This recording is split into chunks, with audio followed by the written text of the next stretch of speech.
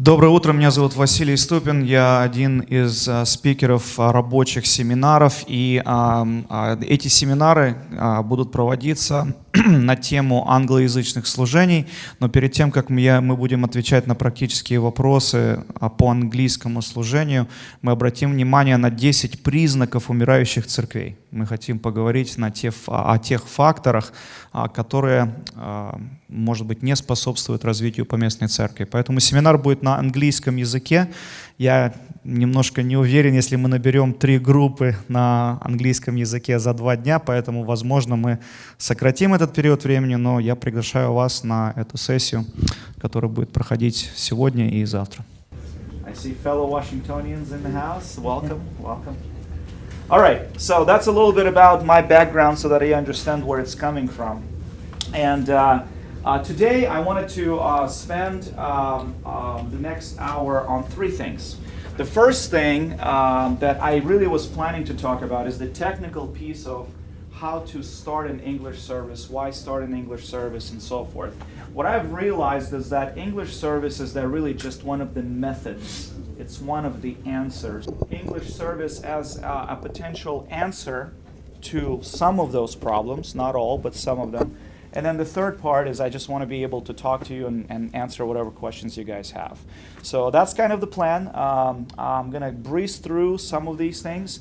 If you have a question, just raise your hand, let me know, and then we'll kind of see if this is a question we can answer right away or we can defer it for later. Okay? All right. So let's get going. This morning I received a call from one of the guys who runs my company, and he informed me that my construction estimator passed away last night.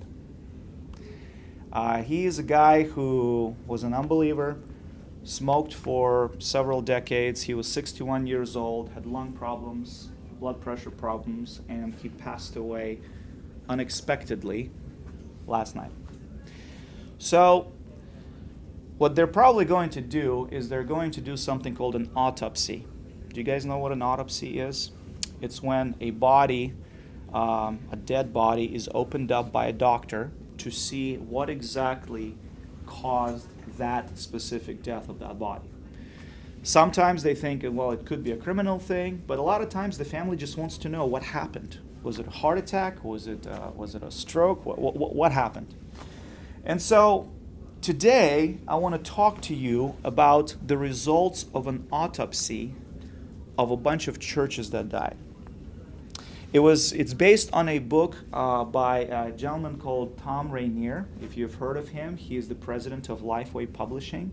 Does a lot of research. And so what happened is they have gone through and analyzed the last 10 years of a life of a church that shut down.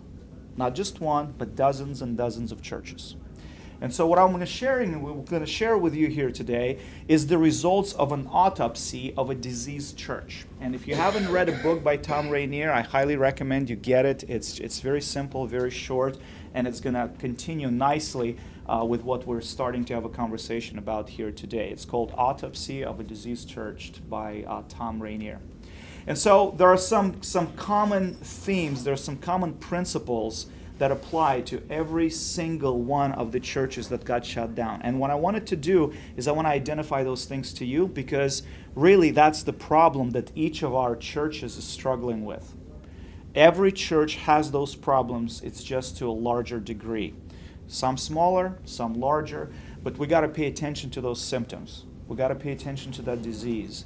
And we got to see what the answer is. An English service might be one of the answers. It might not be one of the answers. Maybe there's a better answer. But we got to know what the problem is, what the diagnosis is before we talk about the solution. And then we'll answer some questions. So, what are some of the symptoms? Well, first we got to be able to categorize the church into 4 categories. If you look at each one of our churches, there are 4 categories that you can place it in. The first category is you're a healthy church. You're a church that performs its functions, and you're doing well. You're healthy. Just like a person is healthy, you're doing all right. The second category is a church where you have some symptoms. You're ill, you're sick, you got some things you got to deal with, but you're not catastrophically ill. You're not catastrophically sick. You're not sick to the degree where you're going to be hospitalized, okay? So you're ill. The third category is that you are seriously sick as a church. The third category is that you have a problem that if you're not going to deal with it, it will lead to your death. Just like in our human body, if we don't deal with serious issues, it will lead to our death. And then the fourth category of a church is a church that is so far beyond recovery that it's a dying church and it's just a matter of time. So it's a sad thing to talk about, but we're talking about dead bodies, we're talking about autopsies here. And so the first thing you got to do is you got to categorize and answer honestly. If you're a leader in a congregation, which of these four types of churches are you? What stage are you at? Are you a healthy church? And maybe you should spread your influence to other churches so they can do more things that you do. Maybe you're a church that has some weaknesses and needs to deal with some of the disease. But overall, you're a healthy church. You're moving in the right direction. Or are you critically ill, and if there are no drastic changes soon, it's going to lead to the death of this church over a period of time? Or are you a dying church, and you have dealt with that, you understood it, and said, we are going to die, and we're just going to make the most out of that death? And so maybe the answer is we're going to die, and we're expecting to die, and we're going to sell the building that we own, and we're going to donate that money to a new church startup, and that's going to give birth to a new church. Maybe that's the path that you're on. I don't know. Only you can answer that question. Your leadership can answer that question. But statistics show that 10%, only 10% of churches are really healthy. The other 10% are dying. 40% are somewhat sick, and 40% are seriously sick. And so we got some issues we got to deal with. And our issues are more pronounced with the Slavic church background. We have more limited resources, we have more limited help, and we have more pronounced issues. And so some of the early symptoms of a sickness that I want to mention to you before we get to the 10 factors that contribute to death.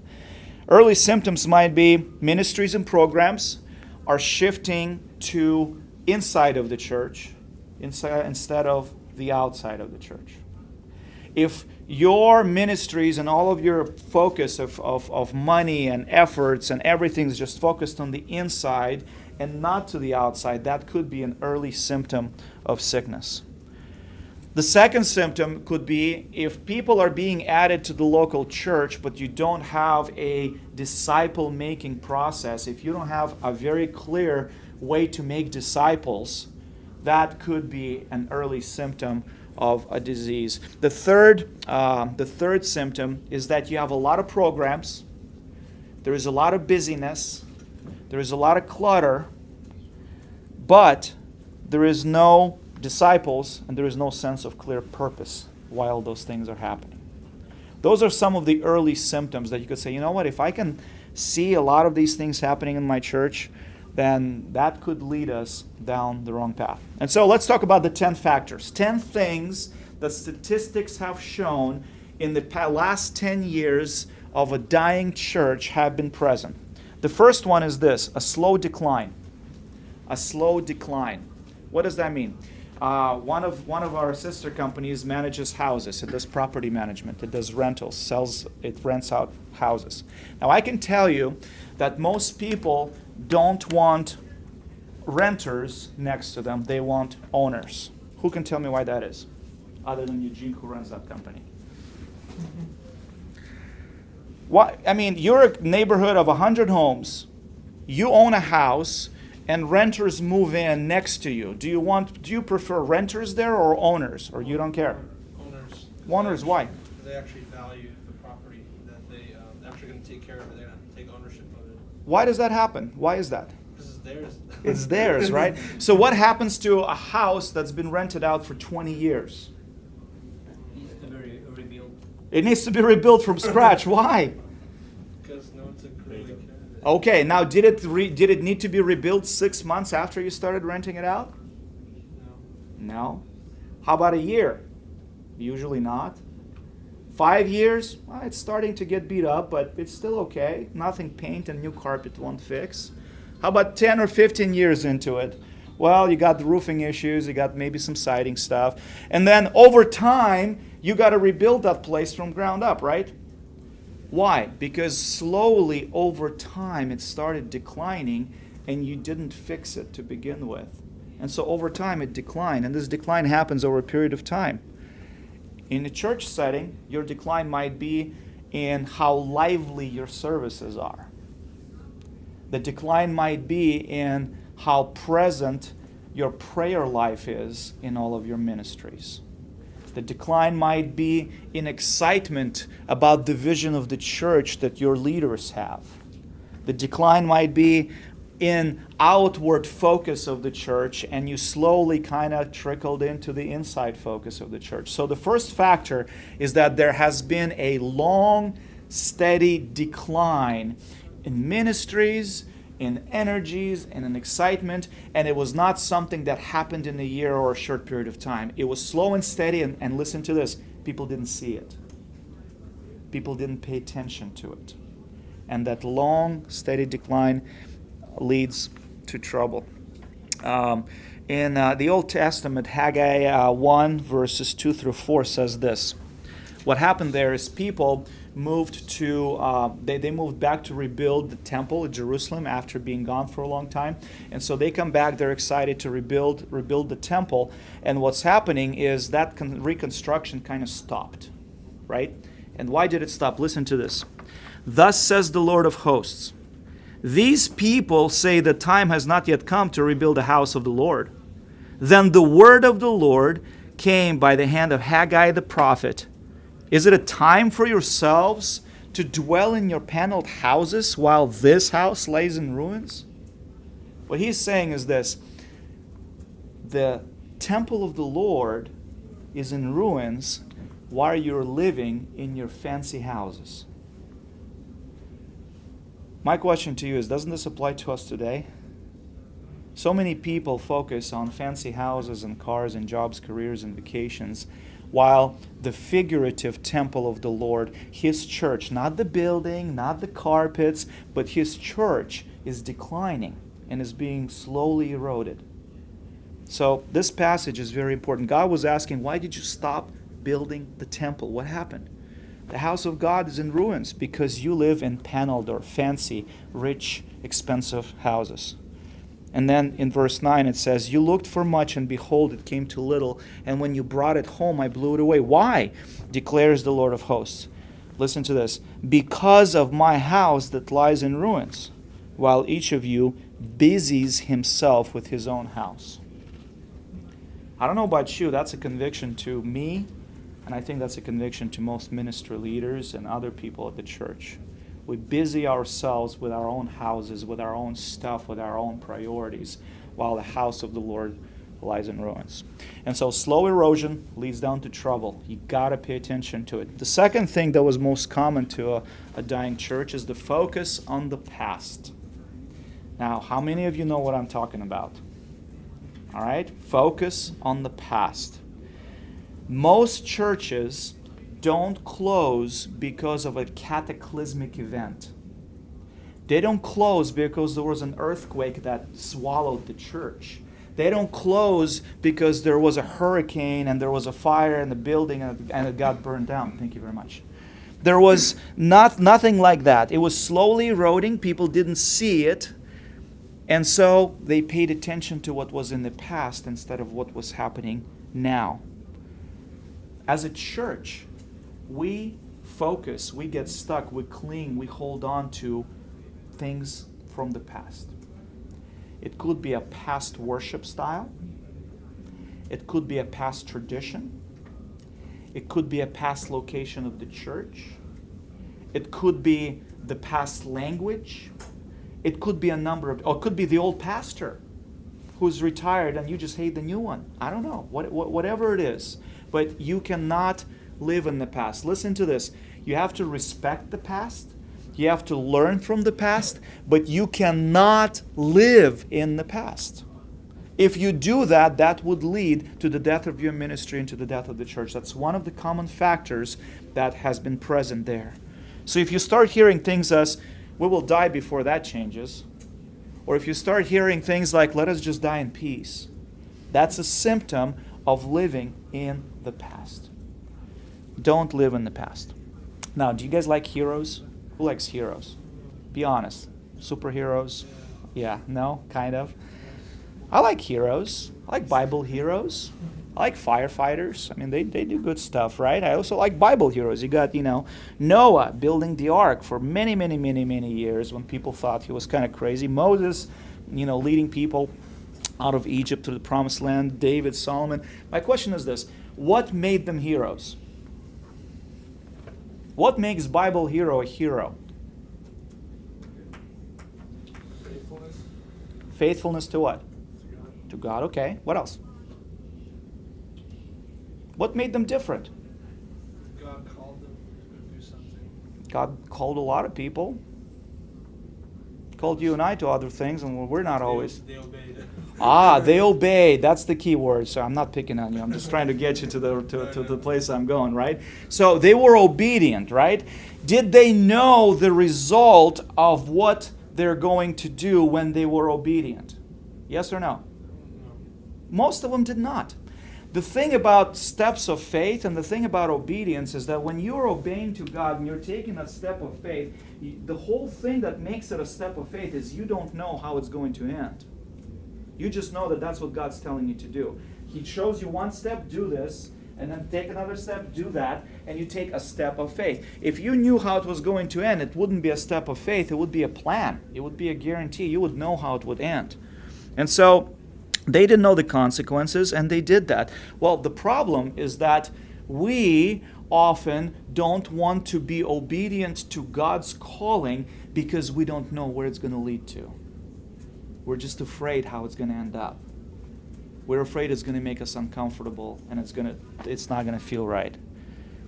In Hebrews 11, there is a list of Bible heroes. And in Hebrews 11, verse 13, it says this: "They all died in faith, not having received the things promised, but having seen them and greeted them from afar, and having acknowledged that they were strangers and exiles on the earth." What makes Bible heroes heroes is their obedience to God, to where they don't see necessarily the things right in front of them, but they're being obedient in trusting God with it, even without knowing where it's going to lead. And what allowed them to do that is the attitude that this is not mine. I'm a stranger here. I'm just passing through this earth. I'm here for a short period of time. So when we start treating our ministries and churches like they're ours, that's where a lot of the problems come in. It's my ministry. I've started it. I've been part of it for 10 years or 20 years. I own it. And I don't know what you're going to do with it. I don't know where it's going to end up. I'm not going to let it go. Because I'm going to spend a few more minutes on these next couple of points because the rest of them are pretty quick. Who knows who Harry Truman is? Raise your hand. Harry Truman. Who is he? Okay, you're all wrong. I'm talking about a different Harry Truman. All right? Wrong guy. I'm talking about Harry Truman who lived in Washington State in the 80s. Now, Washington State is a beautiful state. Again, I would encourage you to come visit. There's a mountain there called Mount St. Helens. You know what the mountain is? What is it famous for? What did it do? It blew up. There was an eruption, right? In 1980s, get this. In 1980s, there was a prediction of a major eruption of Mount St. Helens. All of these geologists did their little studies, and they said, that thing is going to blow. It's going to go pretty soon. It's getting all these tremors and these little quakes. It's going to blow up. It's going to erupt pretty soon. And there was a guy named Harry Truman, not to be confused with the president Harry Truman, who lived in the path of the lava flow of that mountain. And he had a house that he loved, that he built and that he lived in for many years, and it was in that lava flow. And everybody came up to him and said, listen, this thing is going to go, everybody says it's going to go, and you're going to get wiped out because your house is right in the middle of the path of that lava flow. You will get destroyed. You will die.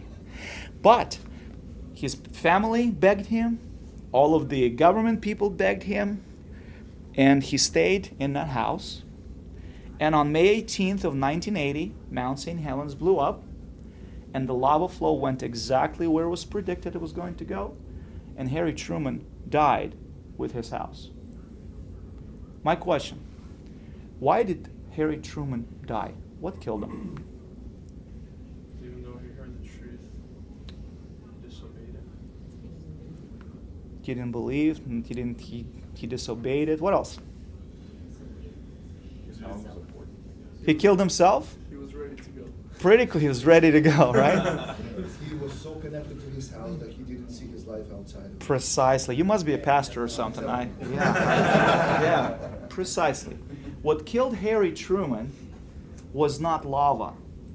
What killed Harry Truman is his connection to the stuff that he was not willing to let go of, even though he knew he would die. And if your church finds itself in that category, you're going to die because you don't want to let go of stuff. You want to let go of your worship styles. You don't want to let go of your pastors. You don't want to let go of your buildings, the time of your service, whatever, language, whatever. If you're holding on to the stuff the way Harry did, you're going to get destroyed. And it's not lava that's going to kill you. It's your attachment to those things. And so Hebrews 11 talks about heroes of faith, Bible heroes, who considered themselves exiles and strangers on this earth. And they weren't attached to that stuff. They didn't know where it's going to end up, but they were obedient to what God has entrusted them with. And so the first factor that leads to a death of a church is a slow decline. That's hard to notice. The second one is a focus on the past. The third focus is this: refusing to reach out to the community. Refusing to reach out to the community. Now, if you were to condense the Bible into a few verses, you're going to end up with just two things. The Great Commandment, love God, love others, remember that one? And the Great Commission, go and make disciples, right? That's everything condensed out into two things. If you were to condense all of the scripture into it, is love God and go and make disciples. If here's an easy way to tell if your church is fulfilling the Great Commission, is when you look around and say, does my church, the church I attend, look like the community outside of it? Because in most cases, if you're not focusing on local evangelism, you're not going to have people coming in, and you're not going to have people that look differently from you.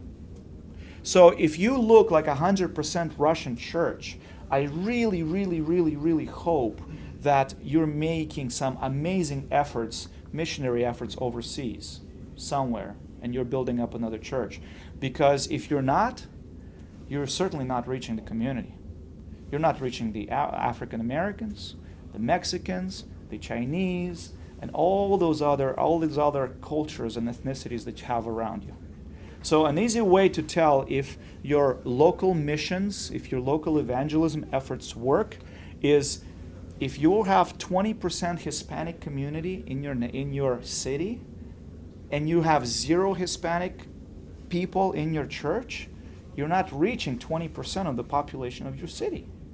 And if 80% of your city, hypothetically, are minorities, and you don't have anybody but pure Russian or pure Ukrainian in your church, you're not reaching 80% of your cities. So there are churches that are called to minister to a specific type of a congregation, but you need to very intentionally understand that that's what's happening and make that your vision. So failure to reach out to the community. The churches that do reach out to the communities, and if their churches die, most likely, here's why, is when they reach out to the community, they say, come to us. Come to the church. Instead of going out into the community and being with the people and ministering to them. So going out to the community is very, very important. And when you're doing local missions and local evangelism, it is not just enough to have a special service and say, they will come, let them come, let them come. You got to go out into the community. Focus on self-preservation. If you're not reaching out to the community and you're focusing on yourself, that will kill a church. Another way to tell if your local outreach is working, or any outreach is working for that matter, is look at your church budget and see how much of that budget is inward focused versus outward focused. See how much of it goes towards administrative and lunches and this and that versus missions. Just take a look at your budget, whatever church you're part of, and see whether or not your church is focused on the missions. And that's the fourth factor, is an inward-focused budget. Inward-focused budget is a symptom of a church that could die if those things are not fixed. The fifth common pattern is that if you stop making the Great Commission a priority. Now, what I mean by this is this. People get attached. Let me rephrase that. Who here thinks we should not evangelize? Raise your hand. Anybody? Nobody's against evangelism, right? But where you will find problems is that people attach themselves to the method of evangelism rather than the evangelism itself. And so when you're starting to fight more about the methods of evangelizing people, you're going to end up in trouble. So if you place methods of evangelism before the Great Commission itself, you're going to have a problem. You're going to stop going, you're going to stop making disciples, you're going to stop baptizing, and stop teaching people to obey. And so that's the fifth characteristic, is that if you don't make the Great Commission a priority. The sixth characteristic is that if a church is driven by preferences, church is driven by what the members prefer versus what needs to be done. I like certain kind of music, and I don't want any other kind of music in my church service. And so if I don't speak a word of Ukrainian, right? I'm from Moscow, and half of my church is Ukrainian, all right? So occasionally you'll have Ukrainian songs, occasionally you'll have Ukrainian poems, maybe even a guest speaker who will share a few words in Ukrainian because he struggles with Russian, and I'm okay with that. Why am I okay with that? Because I know it ministers to others, it ministers to other believers and unbelievers, even though that's not my preference. I don't understand the language. If we're not willing to give up our preferences at what makes us feel comfortable so that other people can hear the gospel, we become a preference-driven church. And that could lead to a death of a church. The seventh factor, or a contributing factor, or a symptom of a dying church, is frequent pastoral or leadership changes. Now, in Slavic churches, this is less of a problem because you have a pastor, the dictator, who has been a pastor for 40 years, and that's just how it is. That's how it's always going to be, right? But a lot of times you will see that even with those pastors, you'll have leadership changes. Why? Because people come in, they try, they're excited about the vision, and then they see it's not going anywhere until they quit. And then another person comes in and try, and then they quit. And another person comes in and tries, and then they quit. And so what happens when there are frequent leadership changes like that, it could be a symptom of a bigger problem. That it's not just the person who cannot do the job. It's the system, it's the environment, it's the mentality of the congregation that needs to be changed. And so frequent changes could be a symptom of a dying church. Number eight, lack of prayer life. Lack of prayer life. Friends, if your prayer life consists of a prayer service or a prayer meeting, your church is in trouble. Prayer is when you talk to God. Prayer is when you have time to reflect on what God is telling you. And if you're too busy in your ministry or in whatever it is that you're doing to pray, Jesus, before he did anything, he went out and prayed. And that's Jesus. That's Jesus. When you pray, you synchronize God's will for your life. You start understanding what it is. I don't know how many times I would pray and I would hear, you know what, I know you think this is right, but this doesn't feel right. Maybe that's not the time. Maybe you shouldn't do this. So prayer life, declining prayer life in personal life, is a big deal. Now, how many of you are pastors or preachers? Raise your hand. How many of you are in a discipleship role where you teach others? A couple more of you, okay? So I was at a conference earlier this week that I heard something that convicted me, and this is for preachers and pastors. I wanted to share this with you. If you spend more time preparing to preach than the time preparing your heart to receive God's teaching for you, you're in trouble. And as a pastor, that convicted me because I might spend 15 hours on a sermon, but guess what gets sacrificed when I get busy? Prayer and my personal time with God. And I still feel good because, well, I spent time in the Scripture preparing for a sermon. That's a good chunk, not bad. But did I spend time for me with God alone? Not as a pastor, not as a preacher, but as His child. And so I would encourage you, if you're in ministry, especially if you're pastors or leaders who teach, allocate some time to yourselves, not just prepare for sermons or prepare for your ministry, but spend one-on-time with God, not related to that ministry. That's very important. And so lack of prayer life is a symptom of a dying church. Number 9, lack of clear purpose. If your people don't know where they're going and why, and what you think the church is going to look like in 5 or 10 years, they're not going to know how to get there. They're not going to make right decisions with their ministries trying to get there. So lack of purpose is a common symptom of dead churches or churches that are dying. Here's what some of the people said about dying churches. After the churches closed, this is the feedback of the church members who were commenting on it. We were just going through the motions. Everything we did seemed to be like we were in a rut or a bad routine. We became more attached to our ways of doing church than we did asking the Lord what He wanted us to do. We were playing a game called church. We had no idea what we were really supposed to be doing. We stopped asking what we should be doing for fear that it would require too much effort or change. Doesn't that sound like Harry Truman? Too much sacrifice. Not willing to do it. I'd rather die.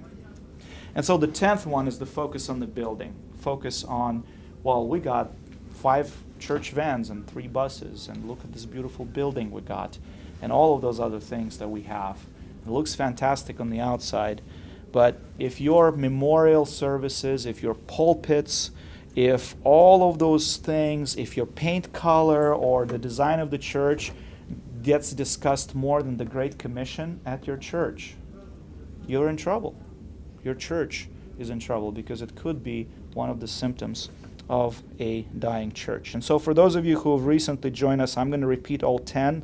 If you hadn't written them down, you can. The 10 factors that are a symptom of a dying church are a slow decline, that's hard to notice or not visible right away. The second one is focus on the past or living in the past. The third is, it's not scrolling out here.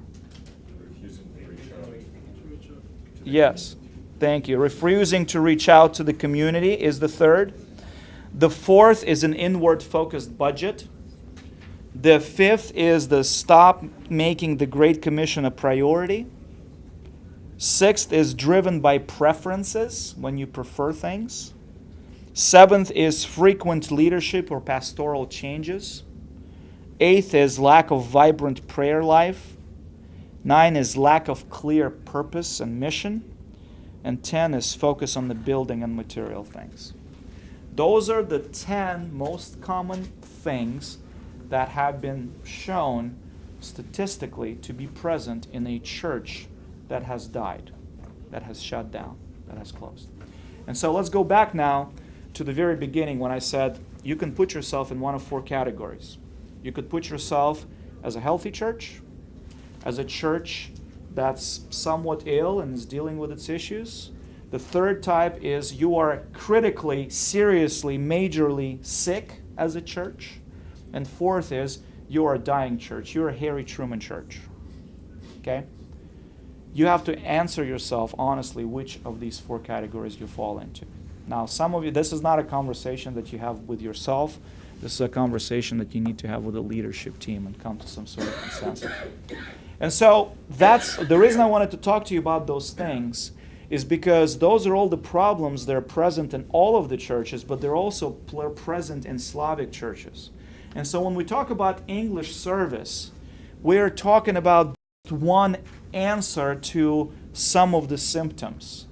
We're not talking about, if you have an English service, all of these problems will go away. That's not true. In fact, there are plenty of churches, I'm convinced, that if you open up an English service, it's not going to do anything for you because you haven't dealt with 9 other issues on that list. And so when we're talking about an English service, I want to make it very clear that that's not an answer to our future, that some churches are not ready for it, and the English service is just one of the symptoms or methods to an overall mentality problem. And I'm convinced we have to fix the mentality problem as we're fixing the language problem. Language is just one component of that issue. So if you're on the younger side, don't go back to your churches and say, Pastor Vasily said if we open up an English service, I'm fired up, everything's going to be okay. We got to work on these 10 symptoms overall. And if you're on the older generation, I would encourage you to honestly ask yourself if you're being the Harry Truman. If you're being a guy who's holding on to his house, willing to die for that house, and willing to take that away from your kids and grandchildren, or are you willing to be like the heroes of faith who are treating themselves as exiles and strangers and saying, you know what, I'll sacrifice anything for the sake of other people hearing the gospel. And so it takes both sides. It takes both generations. It takes the Slavic mentality and the American mentality and the Ukrainian mentality. It takes all of that to work together. So that's the problem. English service is not always the solution. But if you were to open up an English service, there are just 3 things I want each of you to really, really understand. The first one is this. English service without the support of your lead pastor and senior leadership is never going to work. If your senior leadership, if your senior pastor, if your pastoral or elder team is not behind you in starting up an English service, it's never going to work. And so you have to start at the top, and you have to understand that it's not a matter of them just, oh, I'm not against it, but they have to be for it. They have to be behind it. They have to be the drivers for it. So that's the first thing. If you don't do that, you will end up causing a split in the church. And that's a sinful condition to be in, is if you split a church because of that. So do it right if you're going to do it. The second thing, you need to be ready for opposition. I'm going to tell you up front that you can have absolutely blessed brothers and sisters who love the Lord, who have been believers, and they're awesome and dedicated, who are going to disagree with you and make an absolutely big deal out of it. And they will do it genuinely, and they'll do it with a clear heart, and they will do it believing that that's the right thing.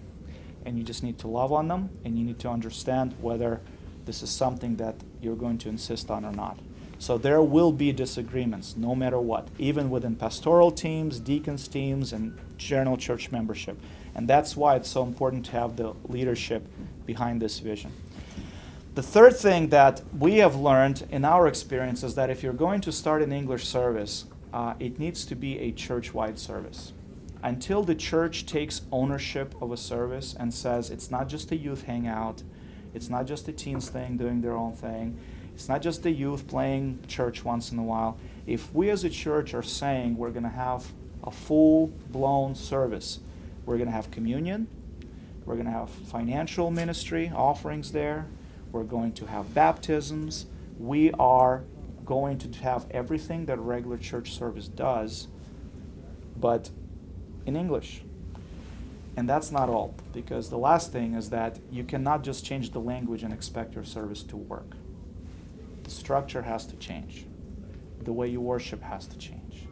The way you attract people has to change, because you're working towards a different group of people that react differently. And that part is very, very difficult, because if we have 3 sermons and 2 choirs at each Russian service, we think by translating that into English, we're going to attract Americans to our church. It's never going to work. It's just not going to work. You have to look at a different style service in order to attract a different group of people. So that's what we learned. I'm not saying that's what you must do at each of your churches, but that's the path we've taken. We have gone for it for 5 years now. We have not split up a church, and 65% of our members go to the English service, which is a first service at our church, and then the other 35% go to the to the Russian service, which is the second service at our church. So it can be possible, but it is painful. There is tension. You're going to have to deal with a lot of issues. But we believe it's a godly way because it allows us to kind of transition and build a foundation for the next generation. So that's my presentation. I am hoping it's been helpful to you, and I want to spend the next 10, 20 minutes just kind of having a conversation on what questions do you have? What challenges do you struggle with that maybe everybody else can benefit in this room kind of discussing? So let's talk about it. Questions? Age of your church. We've celebrated our 20th year anniversary this year. So 20 years. How many young people? The average, Compared to the older? if we removed top oldest 10% and top youngest 10%, our average age of the church is 33 years old. So, yeah. It shows Jesus, 33 years old. Yeah. Yeah, if we keep the top 10 and bottom 10, we just have some very young members and we have some really old members like, almost 90, pushing 90. I thought that's going to skew the results a little bit. So even if you do that, there's like 35, 36. So it's there. Visible barrier, but how you can, break this? Yeah, gap, that's excellent, and that actually leads to what this brother was asking me before the session started. So let's break that question up into two parts. First, let's talk about the stone and the sand piece, and then we'll talk about race. And I wrote it down so I won't forget. So what I mean by the stone and the sand thing is this. Most issues, I believe, in our churches happen because of two reasons. One is definitions. When we think we're talking about something, but we're actually talking about something else. You have an argument of two people. They're saying, no, sugar is good. And the other person says, no, sugar is bad. And they're arguing about it. And then they find out that this person is talking about cane sugar that's organic, non-bleached, and, all that good stuff. And this person is talking about the kind of sugar, that causes cancer in those little packets that are sold everywhere. Definitions are different. Solid argument, different definitions. So definitions are important. The second thing that I'm convinced causes problems in our churches is that we fail to keep first things first. And the first thing first is that there is a difference between principles or truths and methods. So let me ask you this. Great Commission. Is it a principle or a method? It's principle. Okay. What about the Great Commandment? Principle. What about choir? Ooh. Oh, I know, it's a tough topic. I'll never be invited back, I know, but choir, is it a principle or a method? It's a method. How about worship team?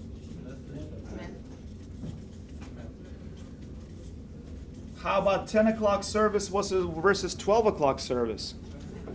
Method. How about, 3 sermons or 2 sermons? I know that's another touchy one. Or 1 sermon. For some, it's principle. For some it's principle. Let's leave that right here, right? Okay, but maybe that's an iffy one. The point I'm making is this. There are things like biblical truths that will never change because they're timeless principles. The Great Commission and the Great Commandment should never, ever, ever stop being the main thing that the church is about. Ever.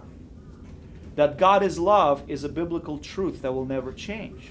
That Jesus died on the cross in a substitutionary death for our sin, that should never change. Right? But the methods, listen to this is important.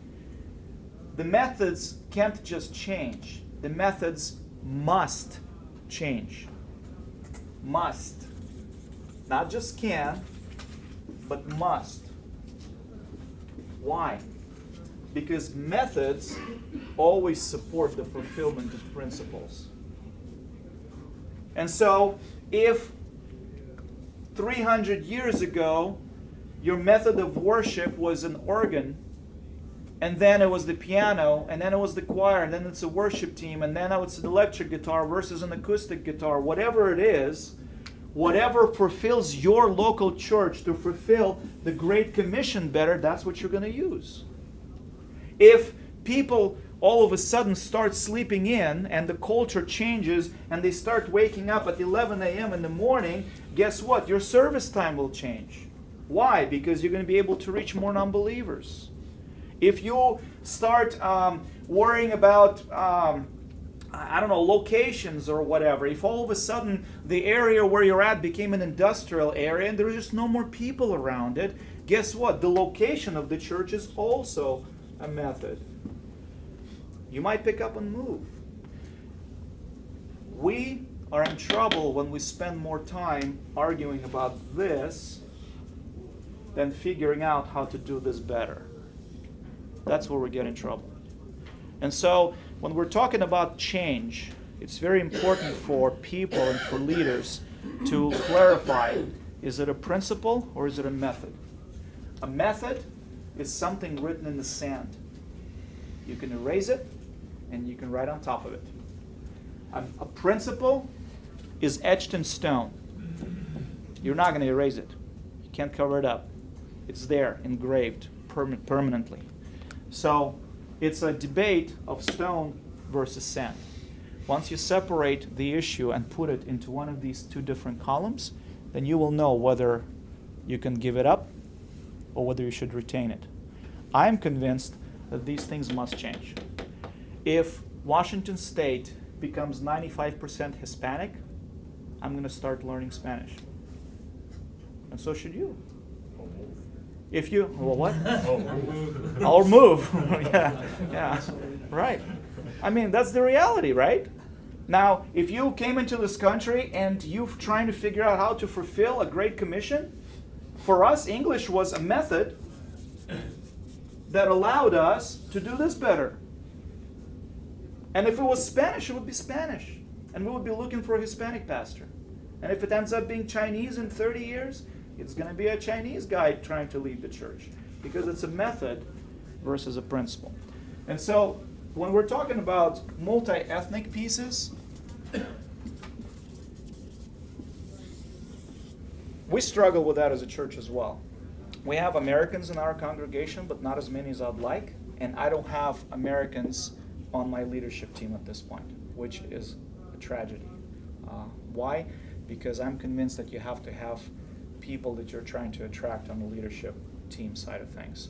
So if you're truly multi-ethnic and you're working with an African American congregation, you should have people in positions of authority who are African American, who know the subculture, who speak the language, who are able to relate better in some things.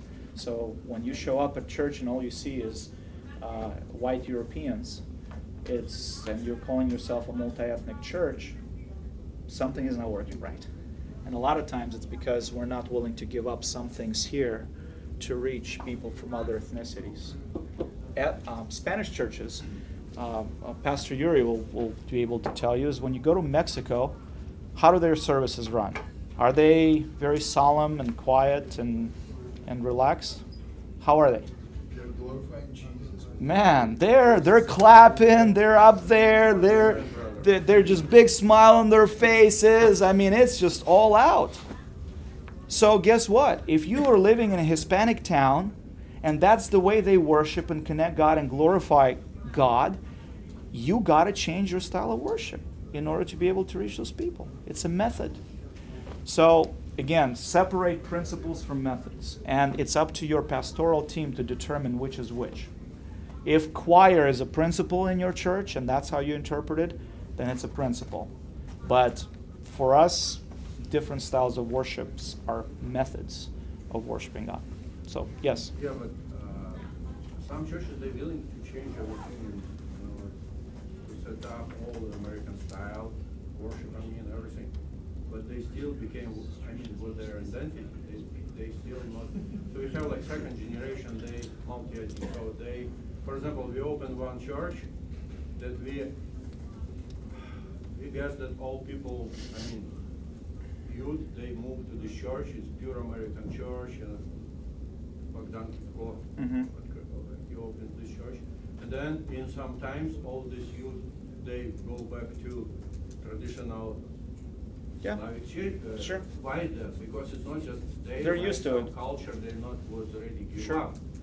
And we have another like example of the church like in Sacramento that they have American pastor, they all in American setting, and they have like 80 or 70% of Slavic people over there. And I asked them, what's wrong with this picture when you don't have really Americans people that they come in this church? It's all in Americans. Now, well, they still kind of have trouble, and they know why is that. Because changing culture, it takes a time. And when I'm talking about like American pastor, I'm talking about how we can attract our neighbors to our church. Yeah. You have to become pure 100% American. What your culture, what you think, what you do, what you're eating. So it should be, in this case, they will feel comfortable. They're not like traveling in some another. Well, I don't know. I don't know if I agree with that, and I know you run this whole organization, but I'll disagree in this sense that I think you don't have to become American in order to be able to minister to them. I think you have to be fully accepting of that culture and be willing to serve them and be willing to have the key things in common with them in order to be able to serve them. So I think we're talking about the same thing, but I'm not saying that it's not so simple. it is not. It is a complex issue. And I mean, one of the factors, for example, is how far do your people live from the church? That's a big factor. If you're all an hour and a half out, trying to bring your neighbors into the church an hour and a half out is very difficult. And so how do you do it? You adjust your strategy. Maybe home groups, community groups, or small groups are a strategy. And if you see that dynamic growing, maybe you have a church plant there. You have different approaches. So each church has a different DNA. You should not copy anything that anybody else is doing here. But what I'm telling you, though, is this right here, we're in trouble as Slavic churches. We're not focusing on the Great Commission. We're making ourselves busy with this stuff and feeling good about it because our seats are filled because of immigration waves. That's the problem. And so you got to figure out in the context of your local church how to do this better. For some of you, it might look like through social ministry. For some of you, it might look like through that brother is doing great work with immigrants right there, right? Who are flying in. I'm going to pick on you since you're late. So you can do all kinds of different things, but you got to do the Great Commission in whatever method you can. That's just how it works. So actually, let's go to Yuri and then we'll go to you, Bogdan. So basically, okay, we realized this particular situation because we started the church 3.5 years ago, and then we really wanted to make the multi-ethnic thing, things like that. But the thing is, our team, like the leadership team, did not represent that. So we tried for about 2.5 years. It didn't really quite work, be multi-ethnic when everybody speaks Russian on the leadership board. So we started praying, and God really blessed us that we just ordained an American pastor, okay, as the second pastor of the church. So we said, actually, if we are to get ourselves ready to go to the multi-ethnic, let us as a church to reflect that. Leadership, stage, and then the outside, right? So basically, right now we have like a mixed couple, like a mixed racial couple, right? She's from Moldova, he's from Mexico. So we try to use him as much as like community in different places. We have more faces up there so people would see. And then that would be possible. If it's just our big desire for the Russian pastors to have so that everybody would come to our church, then it's going to be really difficult. I'm not saying impossible, difficult. So prepare your leadership board. And by the way, that's going to create a lot of tensions and heat. And that's funny you mentioned that because just last week I had a conversation with an American gal who is a teacher at our church, and I said, listen, I really want to increase your influencing in the kids ministry. She's like, well, why? It's working. I'm like, no, you don't understand. We want to make sure that that dynamic establishes and works. Our teens group leader is an American military guy. He runs our teens. He recently started, and he's still learning, but a great brother. So if the more you kind of have those interactions, the more important the key principles are going to be, and less important other stuff will be. Now, all this stuff is important, but it's secondary. You catch the difference? It's important, but it's not as important as this. It's secondary. So whatever your local church vision is and methods are, work with your leadership board, work with your pastors. Don't go out and cause revolutions. It will not work anyway. You might think it works for a year, but it won't work unless your pastors are behind you. And sometimes it might take months, sometimes it might take years. Sometimes it will work and sometimes it won't work. The context of a local church means a lot, so make sure you go through your local church channels in order to make this happen. Bogdan, you had a question?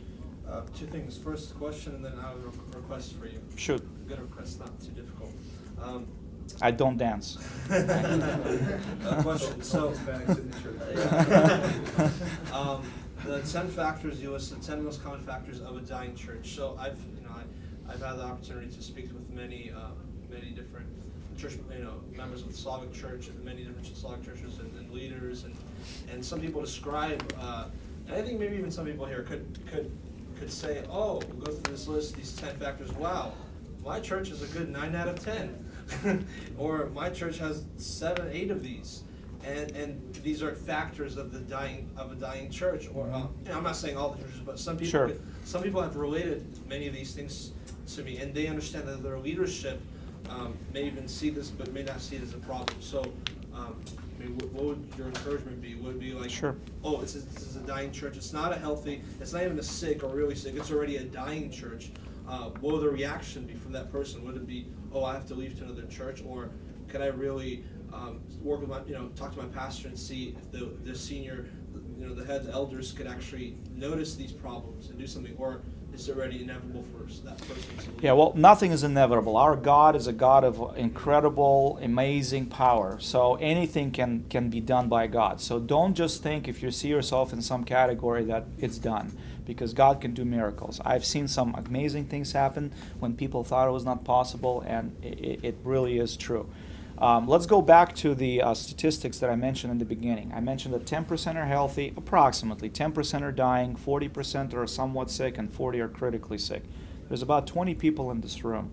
That means that let's assume that each one of you is pastors. I know some are sisters, but let's just for the sake of the argument assume each one is a pastor, right? That means that out of these 20 people, 2 churches here are going to be healthy. 2. Right? 2, only 2 are going to be dying beyond recovery that you might feel. And the rest are fixable. And so my encouragement to you is look at the bigger picture. I met with one of our pastors a little while ago. And I opened up, I was searching for something he sent me. And I found an email from him from 5 years ago. And that was a time when we were starting English service. We didn't have a lead pastor. Thank you. We didn't have a lead pastor, and it looked like really a lot of people are thinking, do I stay or do I go? That's where we were. And I found an email from him that said, Vasily, this is never going to happen. This isn't going to happen. These people are never going to change. This is not going to happen. We're never going to be able to do the different worship style. And he listed, I don't know, maybe 6 or 7 things that were key problems at that time. He said it's just not going to happen. And I found that email by accident as I was looking for something he sent me from 5 years ago. And I pulled it up and I looked at it. And I just prayed and thanked God because 6 out of those 7 already happened. 6 out of 7. Now, I didn't remember them that they happened. I didn't praise God that they happened. Why? Because I didn't look at a big enough picture. I only looked, I looked a few months at a time, a few days at a time, a few weeks at a time. And therefore, I don't see that big change. If you look at your church, I'm sure there are changes that were happening in the past 5 years. We just have to step out and look at it. And so from God's perspective, who's outside of time, He is looking at all these things. He is seeing a lot more things than we're seeing. And so what I would encourage you to do is if you think you find yourself in a dying church or a critically ill church, dedicate yourself to prayer and fasting. That's the first thing. Second thing is meet with your leadership team and let them know that you are praying for them, that you're fasting on this issue, and that you believe there is a critical problem that you're supporting this church, you're part of it, you're all in, but you believe that we're on a path that's going to lead to the death of this local church if we don't take care of these issues. Help them understand the severity of the problem. What you see may not be what they see. You grew up in a different culture. You might have different experiences. They grew up over there. One of my weaknesses as a pastor is that I underestimate a lot of the Slavic traditions. I didn't grow up with them. I wasn't a pastor in the Soviet Union. I don't know them. Sometimes that's really good, and sometimes that gets me in trouble. So they might have different colored glasses that you have, and so getting together and having those conversations and praying about it is the first step. And then at some point you ask them to go through these things with them and say, how are we doing here? How are we doing here? How are we doing here? What can we do What can we do to make this better over the next year or two? And come up with some actionable steps. If you're a dying church and you don't have an action plan, chances are the church will die. So pray, have a conversation with your leadership team, and come up with an action plan to get out of that downward spiral. Oh yeah, and the request. Yeah. You should, because I think you're preaching to the choir. A lot of these people. You should have told me that an hour ago, man. I would have quit. I think. I don't know how well. I don't know how well your Russian is, but it sounded pretty good at the beginning. Would you be able to do this seminar in Russian and they could announce it and say for not all the pastors, but everyone who wants to come in Russian? Because I heard some people sure. don't want to come. They want it in Russian? I heard some pastors Sure. in the corridor. Yeah, say we that. can do it in Russian, sure. If it could be in Russian, I think this would be very beneficial for many men. I tell you what, I'll do it in Russian if you do the invitation for those pastors. Is that a Russian? deal? In Russian. Or English for that matter. Is that a deal? I think the President sacrifices we're willing to That's make just for the the Great method. That's just the Commission, method. right? We'll think about it, but yeah. Yeah, I think it's very healthy discussion. Okay. We need to talk about that. Sure. And for Russian speaking. Because Sure. Actually, we're changing it. What's happened, for example, yesterday we start service with first part of English kind of service, and second, you see reaction from Oh, yeah. attention. I heard about it. We heard the reaction. Well, today it will be continued, but we're trying to, so that we are ready to change, we're trying something to change, but not all people understand why we're changing. So the first or principle should be described, and they have to Sure. know why it's. Sure, if you think it's beneficial, I'll be glad to. In big churches, we have a lot of old community, Slavic community, Russian-speaking community. That's usually makes a big difference. If you Yep. start a new church or the small Much church, quicker. a lot of young people inside, Yeah. probably it's not that big. Larger churches are like big container ships, right? Like a smaller ship, you can just turn the rudder and off you go. With a big container ship, it takes a lot to turn it a little at a time. But you gotta tell that ship where you're going in 5 years. If you don't tell that ship that that's where we're gonna go, it's never gonna start turning that way. It's just gonna kind of do one of these things. So I think a lot of it with larger churches, your leadership has to be convinced where it's going. And if it has that conviction, that ship will turn. It just takes longer. But with older age people, we live in Soviet Union, and what we focus on is we just keep together, so we'll not just spread the word. We just keep together. That was the main point to what we gathered together. But when we came here, we still have thinking in that way. Yep. So if we together, that's it. That's important, but that's secondary. Yeah, I know.